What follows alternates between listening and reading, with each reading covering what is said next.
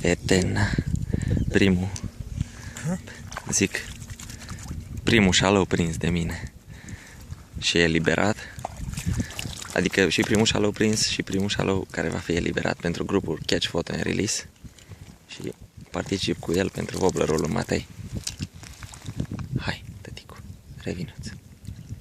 S-a întors un pic cu burta la deal. Să nu mă duc jos în apă.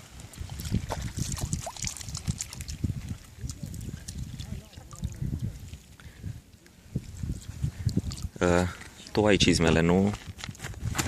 Ai tu cizmele. Nu te bagi tu să-i dai drumul direct. Că eu o să mă duc jos. Da, ține-l un pic, că săracul s-o...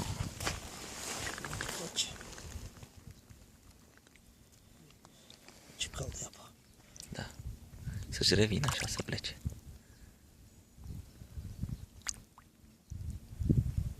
Așa își revine. Mă mișcă aripioare. E bun. Racheta.